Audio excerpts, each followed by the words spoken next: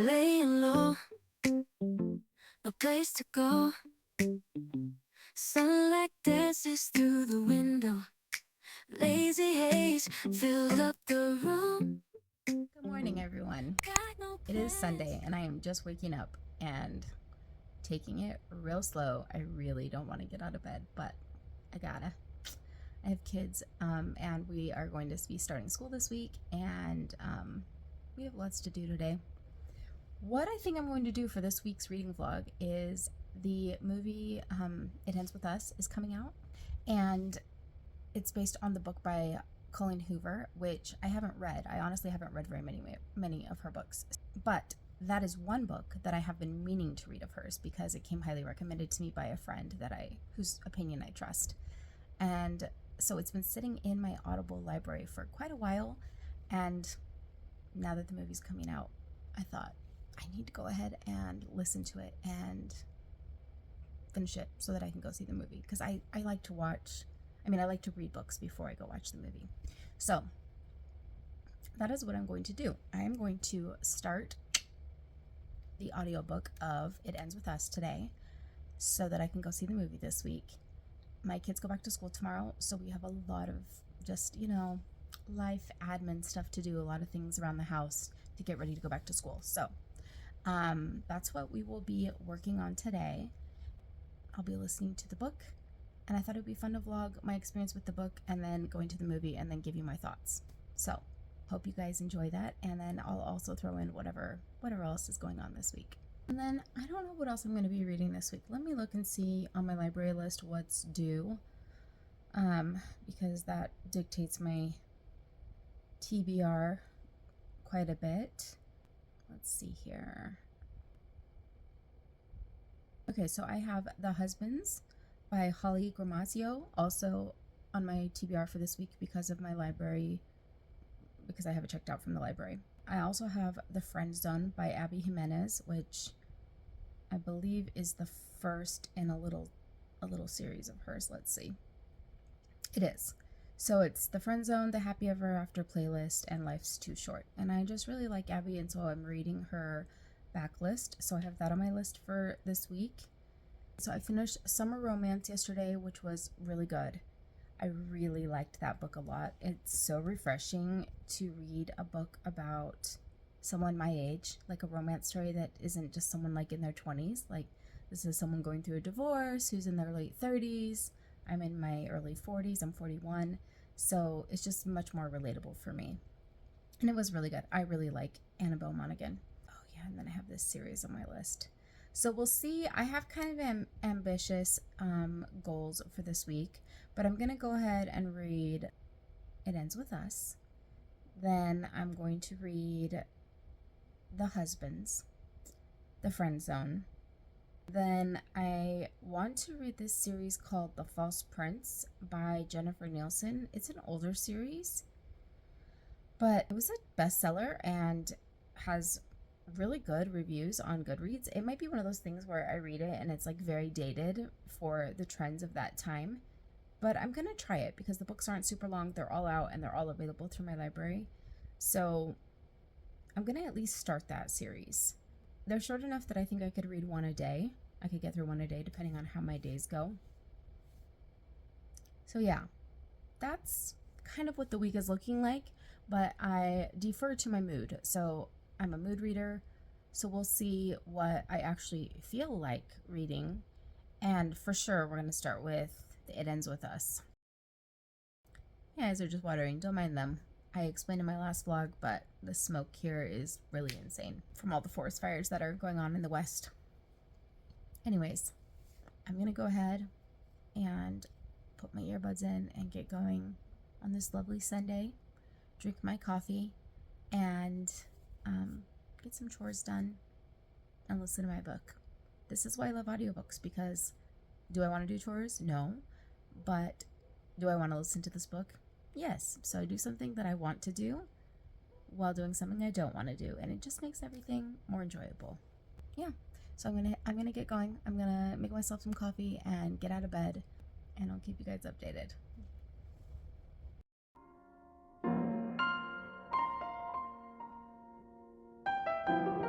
Simon & Schuster Audio presents It Ends With Us by Colleen Hoover.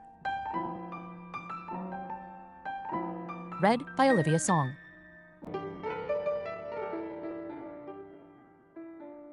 For my father, who tried his very best not to be his worst. And for my mother, who made sure we never saw him at his worst.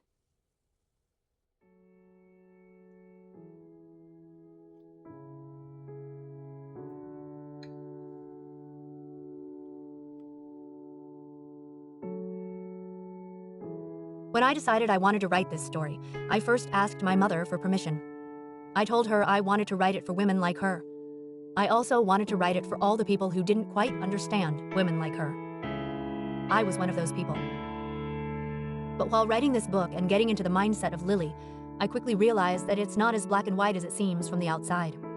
On more than one occasion while writing this, I wanted to change the plotline. I didn't want Ryle to be who he was going to be because I had fallen in love with him in those first several chapters, just as Lily had fallen in love with him, just as my mother fell in love with my father.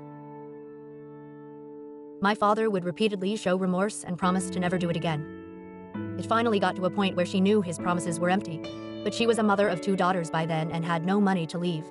And unlike Lily, my mother didn't have a lot of support.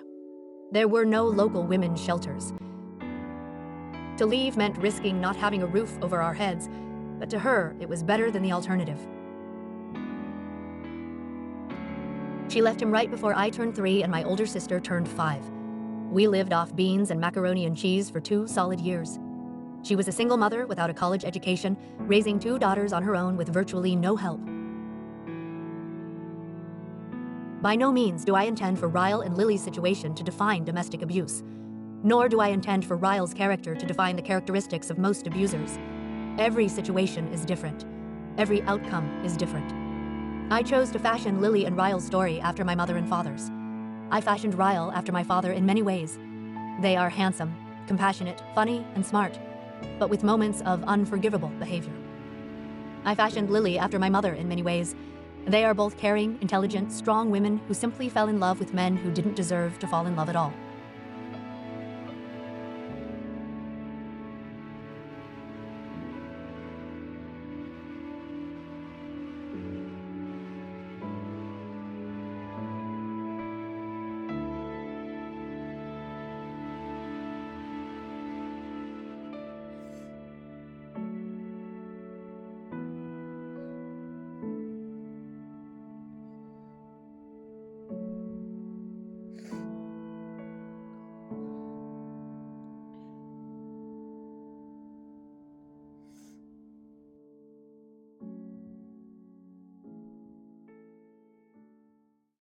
So today was the first day of school. Just dropped my kids all off. I have 2 kids at the high school, 2 kids at the middle school, and my baby is at the elementary school. And something I like to do is sit out on my porch after I get my kids off to school, drink my coffee, and watch the sunrise, because there's so much benefit to watching the sunrise at least 10 minutes every day. It helps set your circadian rhythm, it helps with depression, and it's a habit I've gotten out of, and I want to get back into it, and getting back into the routine of school helps me do that.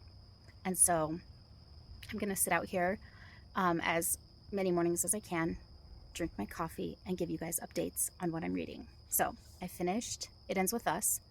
There you saw me crying.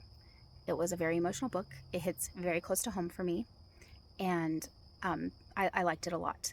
I didn't give it 5 stars because for me it was very predictable, but I think that's on purpose. I mean, Coho writes in a way that's accessible to a lot of people, and I think that's why it's so popular.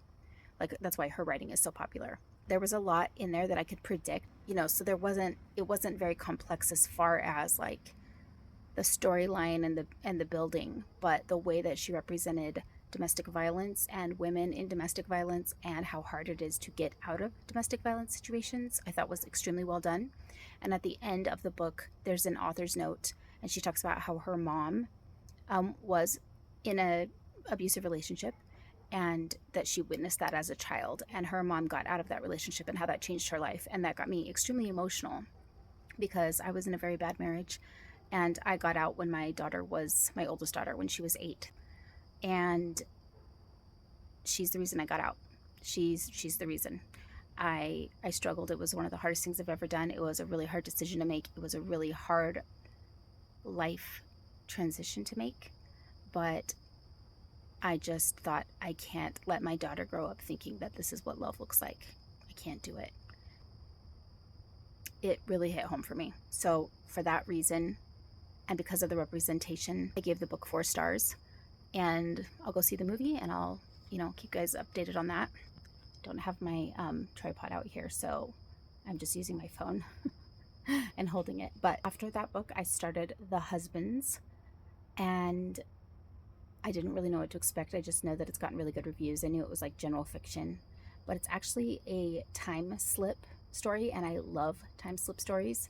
So I was pleasantly surprised by that. And I've been listening to it on audio, and it's really good. It's really funny, but it's got depth to it. So it's kind of like a rom-com, except for there's not like just one main male love interest. There's just like a female, so it's kind of like a mixture of like a rom-com and women's fiction. Anyways, I'm about 75% of the way through it. I'm really enjoying it. The premise of the story is that this woman who's single comes home from a night out with her best friend, and she comes home to her apartment, and suddenly there's a man there, and the apartment is different. And this man is presumably her husband, based on like wedding photos she sees on the wall, and the fact that he's there and he has a key and he knows her well, and she has no idea who this guy is. And so she's adjusting to this idea that this guy thinks he's her husband. She's in some kind of like alternate universe or timeline or something, and she kind of buys herself time to try to figure it out. And what she realizes is that the attic in her apartment is magic, and every time her husband goes up in the attic, a new one comes out. And so she starts going through all of these husbands, this process of like meeting all these men, and then there's some good ones and some bad ones, and every time she gets a bad one, quote unquote, she's always trying to find some excuse to have them go up in the attic so that they'll disappear and a new one will come out. And every time a new husband comes out, her world changes a little bit. So she's a little different, her apartment's a little different, her job, her kind of life circumstances, but there are some consistencies, like the same friends are consistently in her life. She still has her same family members. She still has the same neighbors who are also 2 of her best friends. So there's a lot that's the same, but there's some subtle changes. And she always has a new husband. And so that's kind of the premise. And then I won't tell anymore because I don't want to spoil it, but we're following her journey. It's also really interesting to see how she reacts to all of these different husbands that come down. I'm really enjoying it. I'm so glad that I didn't know too much about it, so I won't say any more. But when I'm done, I'll let you know what I rate it and whether or not I think you should read it. But as of right now, I think it's going to be at least a 4-star or better. Okay, we made it through the first day of school. All of my kids survived. I survived. I got my work done. They all had a great day. We are winning. But if you're a mom, after the first day of school, they come home with like a stack of paperwork that needs signed. So I go to sit down, I get my coffee. Look at my cute mug from Greece. Isn't it so cute? I love it. Yes, I have multiple mugs from Greece because I love Greece. Anyways, I sit down with my coffee, my earbuds, ready to give you guys an update and start a new book because I finished a book today. I actually finished 2 books today. And I'm like, I'm gonna listen to my audiobook and sign all the papers that I need to sign for all the children. And I sit down and chirp, chirp, chirp, chirp. I hear this beeping sound. Why? Why do the smoke alarms lose their battery at the most inopportune times? Okay, at least it's not 2 or 3 in the morning, but still, it was a really long day. And I was looking forward to just sitting down and starting a new book and signing papers and decompressing. But no, I had to systematically go through all of the smoke alarms in the bottom floor of my house, which is more than you would think. And sit there and listen and try to figure out which smoke alarm it was coming from, because there's no light to show you which one is going out. You'd think that would be very helpful, if it turned red or something. And also, what if you were deaf? What if you were deaf and you couldn't hear it? How would you know that it was chirping? There's no light. It flashes the same color light. I have tested this, no matter what. Anyways, I finally found the culprit. I changed the battery. But it wasted like a good probably 45 minutes of my reading time. So I am now just barely sitting down and here to update you guys. Aside from the first day of school, I finished The Husbands, which was really good. It was a really enjoyable read. It was not a 5-star read for me. There were some holes in the magic system, and the overall messaging of the book is really great, really phenomenal. But it's not like the message that I need to hear right now. And so probably people who are in a place in their lives where they need to hear that message, it's probably a 5-star read for them. They're probably like, yes, because it's a very profound message. It's just not that right book, right time, 5-star moment. So that's the only reason it wasn't 5 stars for me. But all in all, I enjoyed it. I would highly recommend it, and especially if you like time slip tropes, which I adore. I finished that. Then I decided that I wanted to start Abby Jimenez's book because I went backwards. I read Part of Your World, Yours Truly, and Just for the Summer, which I absolutely love that trilogy. And I decided to go through her backlist. And so I've had The Friend Zone on my holds for quite a while at the library. And it became available and I was in the mood. So I started Friend Zone, and it's not a super long book. I think it was 9 or 10 hours. I listened to it at 1.75 speed. And I just listened to it all day today while I worked, and then tonight while I was doing like chores. And I finished it today. I just couldn't stop. It was really good. It was really easy to listen to, and I love Abby.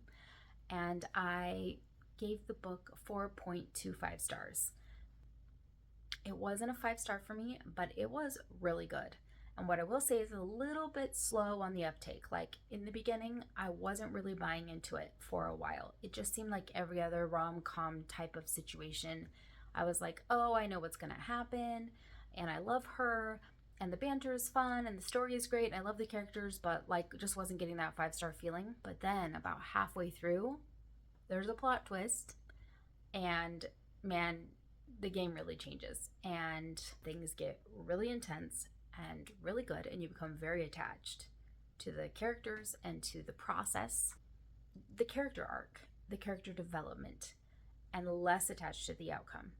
So even though I called a lot of the plot developments, like I knew how it was going to end. I mean, I knew parts of it. It's not like I didn't call it out play by play. But I saw a lot of things coming before they actually came. And that can sometimes be a sign of really good foreshadowing by an author. Nonetheless, even though I was able to predict the way the story was going to end, I loved it because I became so invested in the characters and emotionally attached to their journey and their whole process throughout the book, their character development. That became more important to me than the story. It became less plot driven and more character driven, even though there's definitely a plot in there. Yeah, so I would highly recommend. Future me, I'm talking about the Abby Jimenez books, and I realized that I forgot to mention when I was talking about The Friend Zone that I wanted to talk about the audio version because I listened to the audiobook. And in general, I listen to most of my books, so I have a lot of experience with audiobooks. If I don't like the narrator, I cannot listen to the book. It'll be one that I'll put in my physical TBR. But I get along with most narrators. Like I don't get bugged super easily. What I will say about the audiobook on The Friend Zone is that I would give it a 4-star, and that perhaps, I'm thinking about it in retrospect, if I had read the physical book, I might have given that book a higher rating because the narrating did bother me a little bit. Just a little bit. Male main character, point of view, it's a dual POV. He was fantastic. The female POV, she bugged me just a little bit. Certain words she would say. The main character's name is Kristen. Every time it was like from Kristen's point of view, the narrator would be like, Kristen. and it drove me insane. But when she started like talking and just narrating, it was fine. She didn't bother me. But it bothered me so bad when she would say certain words, and especially when she would say the chapter title from Kristen's point of view. It just sounded so like, I don't know. Please, if you've listened to the book, let me know if you agree. The other thing is that I really didn't like the male voice from the female point of view. So there's dual POV, and the male narrator, he was fantastic. I've heard him. I don't know who it is. I'll have to go look, but I'll put it on the screen. But he's fantastic. He narrates tons of books. He's really good. He doesn't bother me at all. But when you're in the female point of view and she's having a conversation with the male main character and they're doing dialogue, then you'll hear another male voice, the male main character's voice. I think his name is Josh. Yeah. You'll hear another male character imitating Josh's side of the conversation. That's a different voice from Kristen's. And that guy cannot stand it. Cannot stand it. And it's in some other books too. Cannot stand it. I don't know whether it's the woman. I don't know if it's the same narrator who's Kristen impersonating a man and I can't stand it, or if it's a different person, but I don't like it. But it's such a fraction of the book. The parts where it's Kristen's point of view and we're hearing Josh's voice in a dialogue are such a small part of the book. It wouldn't deter me from listening to the book, and it wouldn't deter me from recommending it to you. I just wanted to give my critiques because I also want someone to agree with me. So if you've listened to the book or you go and listen to the book, come back and let me know if I'm the only one that's irritated with those voices. Now, okay? I really want to read the second book, which is the Happily Ever After playlist, but it's not available yet. It's on hold. I am on hold with an approximately 2-week wait. So your girl's gonna have to wait. And even though I said I was gonna move on to the fantasy series, the next Coho book, It Starts With Us, which is like the prequel to It Ends With Us, I think. No, maybe it's the sequel. You guys, I don't know. I don't know the Coho books. Regardless, my friend said after you read this one, you need to read this one. So I'm reading that one. And it just came. I had it on hold at the library. It just became available. So I'm going to start it tonight. So that's what I'm going to listen to while I sign papers. And I'll probably finish it tomorrow because it's not a super long book. And my experience is that the last book was super easy to like get into and listen to, and just the flow was well paced. I think Coho knows her pacing. So I'll probably finish it tomorrow. So I'll update you guys tomorrow. And that means I'll be ready to go see the movie anytime this weekend, except I have my children, so I don't know how that's going to work out. I might be able to get away for like a little date night after like one night later in the evening. We'll see. After I finish this one, as long as the Abby Jimenez book does not become available, the second one, I will start the fantasy series. And I'll update you guys tomorrow. All right. Hope you guys have a good night. Okay. Quick story time, you guys. Just finished filming a clip, and I'm not usually down here like filming this late at night, but you know, my whole night was thrown off by the chirping smoke alarm. And I just finished my clip and I heard a noise, and it sounded like someone scratching on my front door. I'm in my front room by my front door, and it's late, you guys. It's like after 11 p.m. and I was like, who is scratching at my door? Like, what the heck? Someone is on my porch. Like, what is happening? I totally like started freaking out because it sounded like someone was like moving around on my porch, and I was like, is it a cat? Like, what is it? And then I realized it's my sprinklers. It's my sprinklers going off. My sprinklers start running at this point. So it was my sprinklers like turning on. Yeah. All right. I'm glad it's just my sprinklers. Good night. So I wanted to talk a little bit about It Ends With Us. I'm getting ready to go see the movie tonight with my partner at the movie theater. And you probably saw a clip of me crying at the end of that book. And I'm currently reading / listening to the sequel to that book, which is It Starts With Us, which is really good so far. And what we haven't talked about, which I think has been in the media, is that I believe the movie is being marketed as a romance, but it's not a rom-com. This book and this movie is about domestic violence. It's about abusive relationships, and it's about victims getting out of an abusive relationship and how difficult it is, how damaging that relationship is, how hard it is to get out of it, how much crap victims go through, not just in the relationship, but in the process of trying to decide to get out of the relationship, the process of actually getting out of it, and then the healing process afterwards. And that doesn't even include when you have shared children, because that adds a whole nother element to it. Once you share children with somebody, you're connected to them forever, even after getting out of the relationship, because you share custody with them. Unless abuse is documented, has been reported and or prosecuted, it is extremely difficult to keep children away from someone who's abusive in a relationship. Because just because somebody is abusive in a marriage or in a partnership does not mean that they will be abusive to their children. A lot of times it does, but it doesn't always work that way. A lot of people who are abusers, in fact, most people who are abusers, live fairly normal lives. They have jobs, they have friends, they have responsibilities and a life, and they tend to only show the monster inside of them to one person. And usually that is their spouse or their child or their children, or like just their immediate family members. Like a lot of people are, most abusers are extremely abusive towards their immediate family members, but to everyone else, they are a completely different person. They put on a facade for the rest of the world. And this is hard because it makes it hard to identify them as abusive.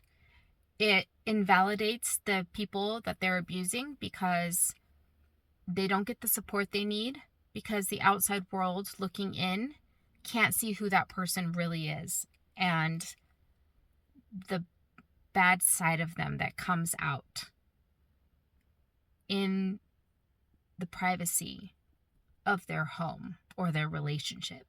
And when I talk about abuse, I'm not just talking about physical abuse, which this book and this movie does mainly highlight the physical abuse. Although what I really do appreciate about the book, at least, I haven't seen the movie yet, is that she does focus on the psychological, emotional impact of abuse, even physical abuse, like the psychological and mental and emotional aspect of it, and how hard that is to heal, because our bodies heal far faster than our emotions and our mental status does.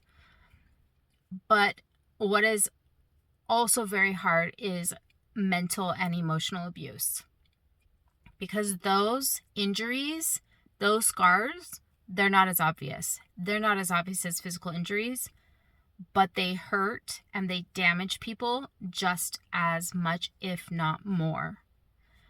And because they can't be seen with an X-ray or with the naked eye, a lot of times victims are invalidated. Other people can't see what they're going through. And usually their abuser is gaslighting them, blaming them, or pretending like it never happened, or that it's not that big of a deal, or that the victim is, too sensitive, or choosing to be offended or hurt or damaged over something that they shouldn't be. And it can be really, really tough. And the reason that I know this is that I've been in an abusive relationship. And being in that relationship and getting out of that relationship is one of the hardest things I've ever had to do. And that's why this book and this topic and this movie affects me so much, and why I was bawling at the end of the book, because it hits very close to home. And I remember all too well all of the emotions and the struggles that Lily, the main character, is going through. I remember how hard it was to make the decision to leave, and then I remember how hard it was to actually leave. And even then, it's not over. There's still so much that comes after the leaving part, from struggling to survive, whether it's from being able to meet your physical needs and financial needs, to healing the wounds from their relationship, to dealing with a co-parent who still might be abusive. There's so many things. It is extremely difficult. And unless you've been through it, it is very hard to understand. But I did think that the book did a good job of highlighting, in a very digestible story, what it can be like, and being able to see it through the eyes of a victim and have empathy for victims. So I guess I wanted to clarify that this is a very serious subject. And though I knew it had to do with abuse, I didn't know how focused it was on abuse. And so going into it, I might have been a little more positive or optimistic than I actually was coming out of it, as far as the excitement for reading it and watching the movie. But I'm not disappointed, because I enjoyed the book. I think it's a very important topic to shed light on, to spread awareness about. And it was personal for Colleen Hoover as well. And I think she did a respectable job. I think there's so much more to it that can be summed up in a book like that, but I think she did a good job. So I'm curious to see how the movie is. I've heard good things, but I know there's been a lot of controversy and a lot of drama surrounding it, at least with the celebrities involved. So I will update you after the movie. But even though I'm really excited to see this movie, I just want to clarify that I'm not excited because it's about abuse. And that I don't celebrate that in any way. But I am happy about the awareness being brought to it. And I am happy with the way the story is being told in the book. And I'm hopeful that the way the story is going to be told in the movie will have a similar feeling and a similar outcome, which I'll update you guys about after the movie. So that's how I feel. I wanted to let you guys know that before I went into the movie, because I know I'll be emotional afterwards. And I may or may not update after the movie tonight. But this is a topic I want to talk more about, and I want to see brought up more and more, because I think awareness is really important and victims need more support than they're getting. So that is my little TED Talk for the night. And yeah, I'll chat with you guys after the movie.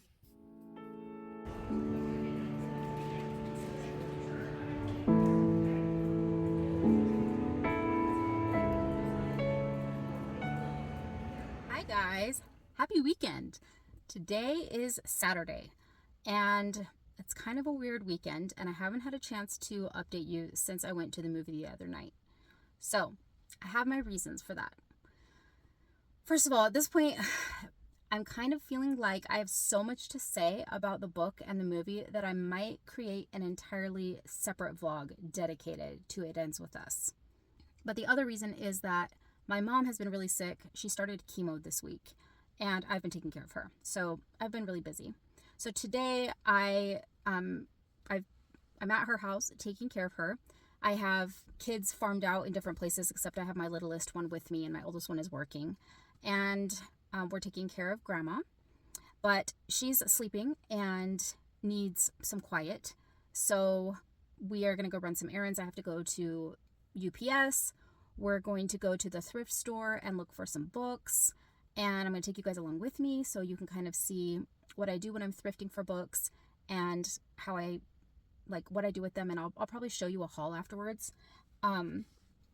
As much as I do have a consuming problem with special editions, I buy most of my other books through thrifting when I can. Whenever possible, I buy my books used or pre-owned, even if it's on Amazon or wherever. Like, I'm always trying to reuse, recycle, reduce waste. There's just so many amazing books sitting on thrift shop shelves. That was a tongue twister. That are like, sometimes like they look like new. Sometimes they look better than new books I see on the shelf at like Target, and they're super cheap. So it's kind of like treasure hunting. I love it. I love looking for books when I'm there. And then I also kind of know how to fix them up if they have like minor defects cosmetically. So I can kind of show you guys that as well if that's something that you're interested in. But anyway, so my daughter and I, we're going to go do a few errands and then go back and check on my mom. And I'll take you guys along with us so you can see.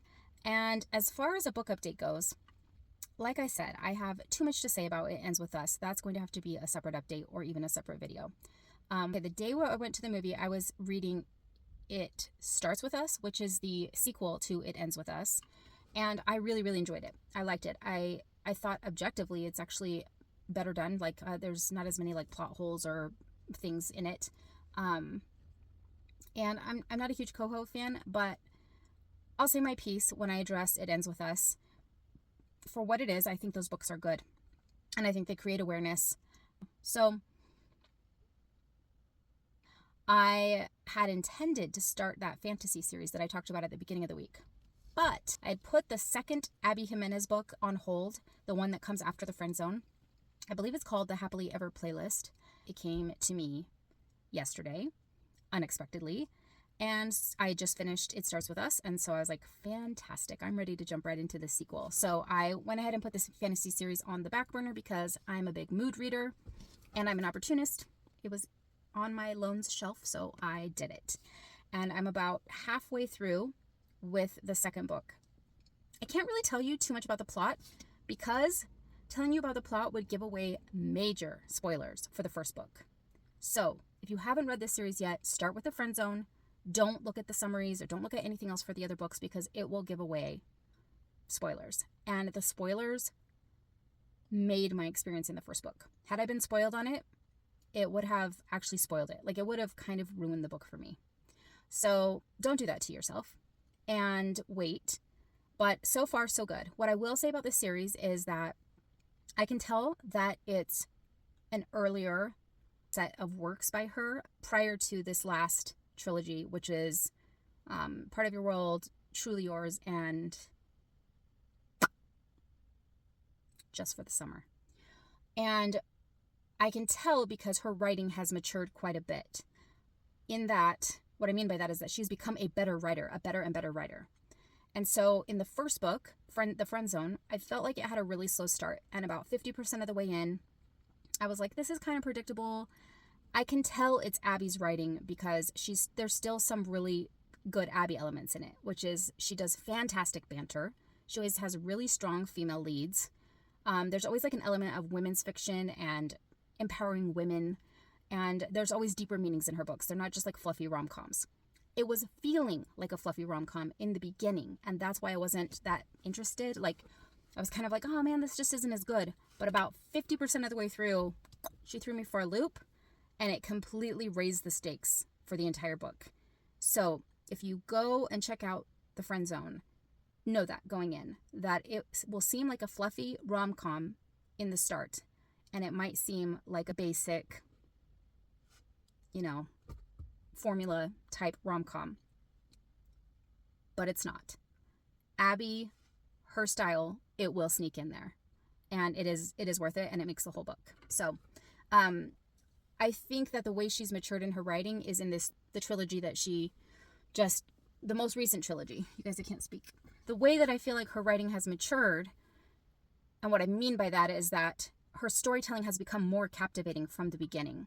So I can tell that from The Friend Zone, which is the first book in the trilogy I'm reading right now, that her storytelling game has gotten stronger. Like, the first half of the first book in the other trilogy, which is Part of Your World, is another level. Like, she has become a more captivating author from the start. So know that if you go back to this series, you're going a little bit backwards, which is why sometimes I really enjoy reading an author's work in chronological order, because oftentimes they progress. They become more skilled with practice. Every book, they write, they get better and better at what they're doing. They settle more into their style. Not always, but it's very common. And so know that going backwards, you are going back into her younger writing, right? Like it was written prior to the more recent trilogy, but it's still very Abby and still has the Abby elements that I absolutely adore. So I am loving the banter. I already feel like the storytelling is so much better in the first half of this sequel than it was in the first book. So already improving, already more captivating. Plus, I'm invested because it's a sequel. So I already know the world. I already know the context of the beginning of the story. I already have all the background story. I have the history because I have it from the first book, even though we're following a different character. So I'm already more invested from page 1, and maybe that's partly why. But it's still definitely got the Abby Jimenez signature to it, and I'm absolutely enjoying it. Am I going to like it better than Part of Your World trilogy?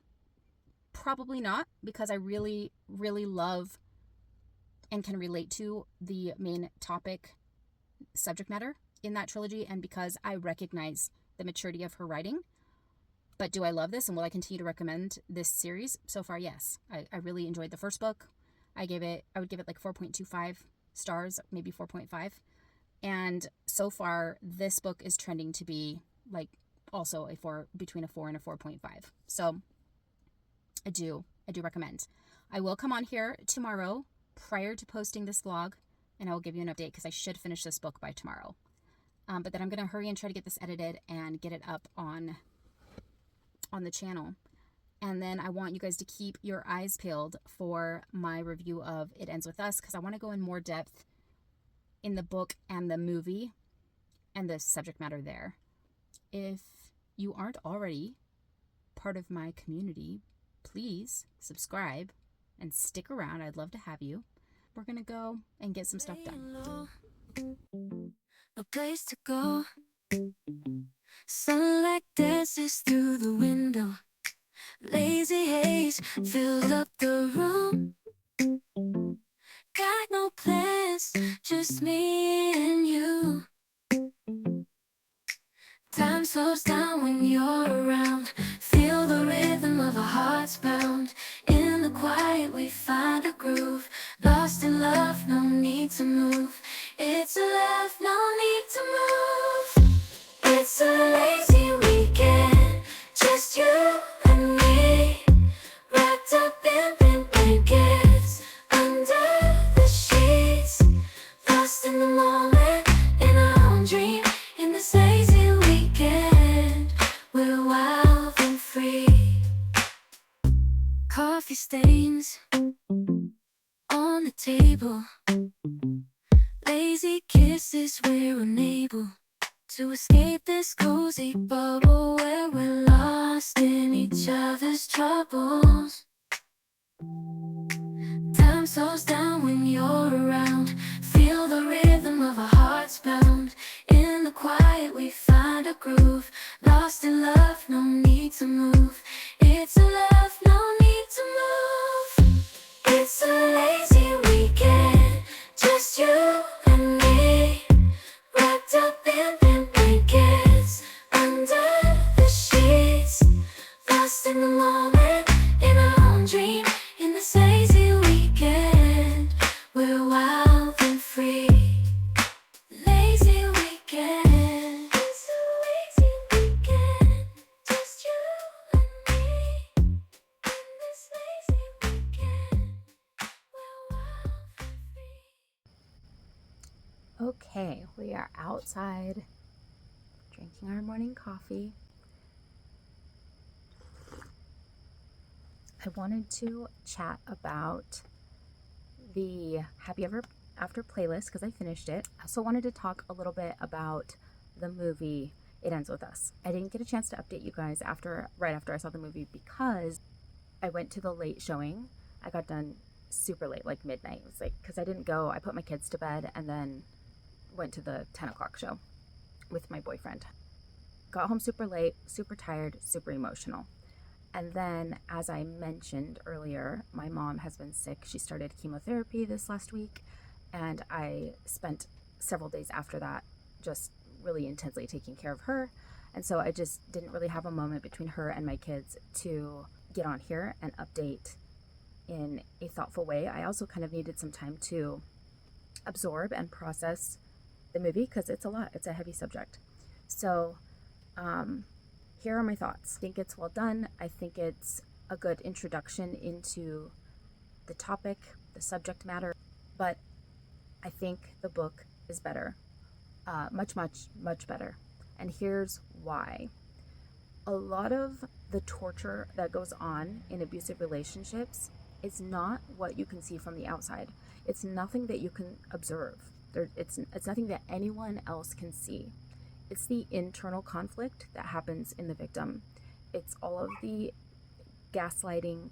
It's all of the psychological, mental, emotional torture that you go through internally while being abused. Whether you're being physically, mentally, emotionally, whatever it is, when you're a victim of abuse, the biggest battle that you're fighting is your internal battle with yourself. It's how you respond to the treatment. It's what it does to your view of yourself. It's the way that it changes how you feel about yourself, how you make decisions. If you stay in an abusive relationship, you become a shell of a person. When I finally got out of my toxic relationship, I didn't even recognize myself. I didn't even know who I was. I had no idea who I was. I had completely lost myself in that relationship. And it took so much work and so much therapy, reflection, journaling. I read so many books, lots of support and conversations with close friends and family who love me and know me, who have known me for a long time. What I think Colleen Hoover does fairly well for the level of books she's writing for her target audience, what I think she does very well is portray that internal battle. In a book, we can see what a character is thinking. We can read about what the character is thinking and what they're feeling. You can get a sense of that from a very good film, and I think they did a pretty decent job in the film, but it's just still not the same as having a peek at what's going on inside. And in the book, you get that peek. You get a front row seat to that internal battle, and that is what makes all the difference. I feel like that is what I think people who don't understand, women especially, who are in these positions, who think it's easy to leave, who don't understand why women stay in abusive relationships, I think they have to walk in their shoes, as the saying goes, which you can never really do. You really can never know what it's like and how hard it is.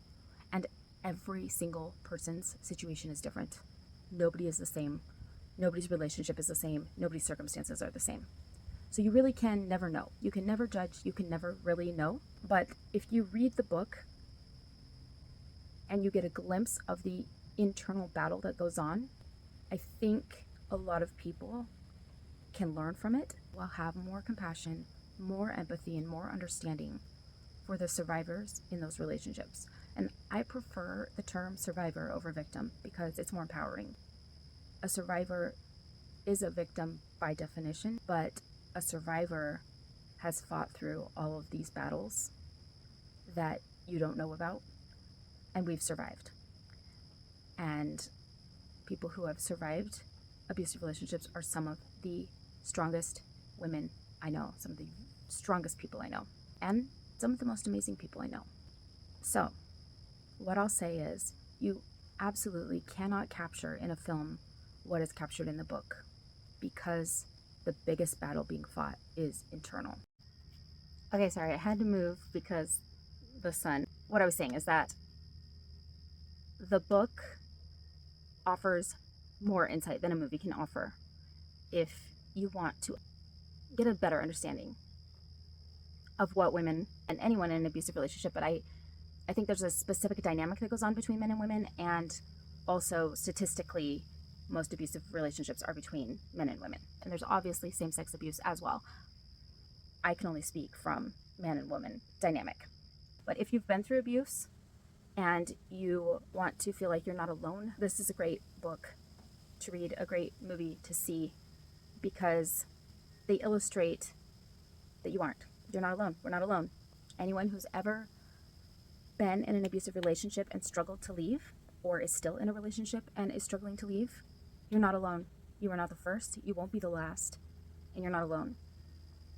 But if you've never been in an abusive relationship, but you want to understand better, especially if you know somebody who has been in or is in an abusive relationship and you want to know them better, want to understand what they've been through better, then this is a good opportunity.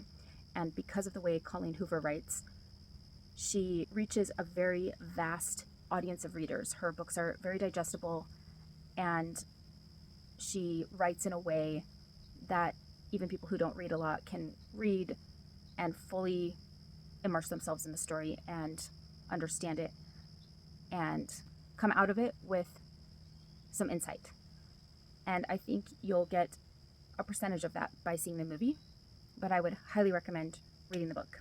It's a more accurate experience. This is a very heavy topic. Let's move on from this.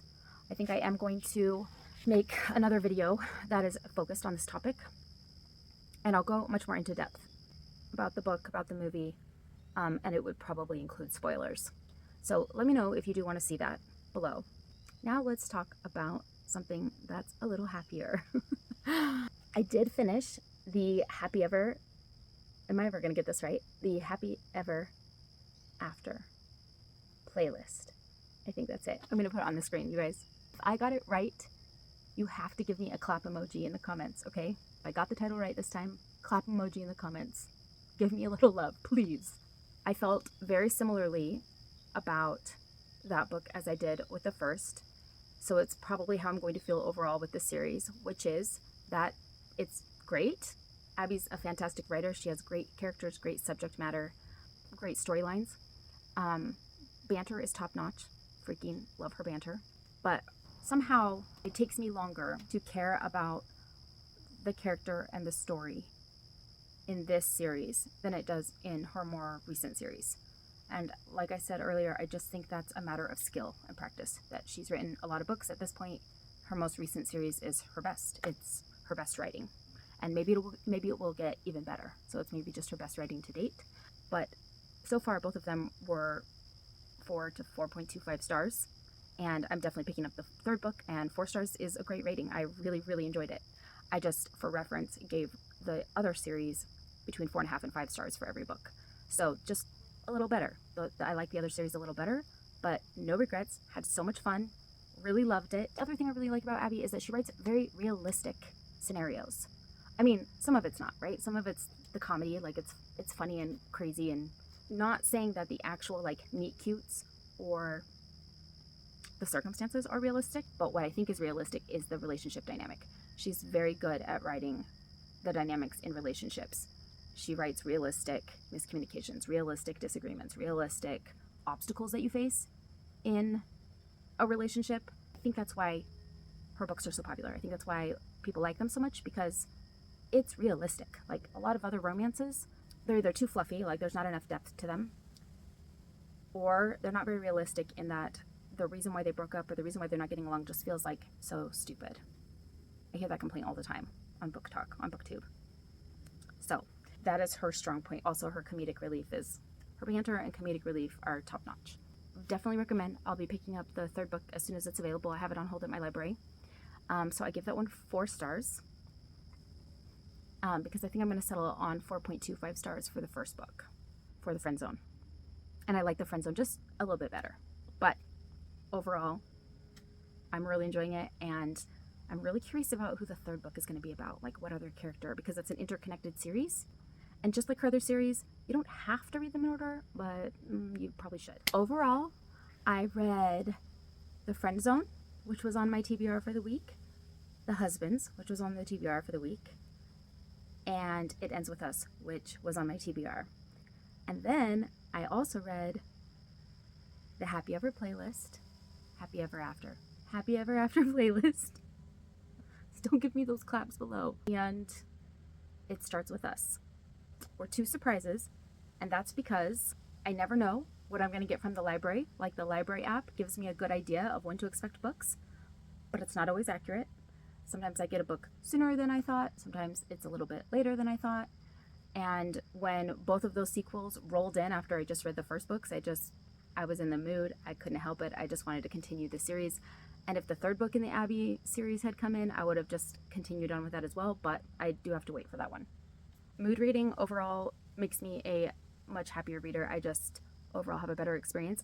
I'm reading what I want to read, and I'm in the mood for it. You know what I mean? If you didn't give me a clap emoji for getting the title right, then give me a clap emoji to let me know that you're here. If you don't know what else to say. See how I did that? Little like pat on my back. No matter what, you give me a clap emoji. Take care of yourselves. Be kind. Drink your water. And I'll see you in the next one. Bye.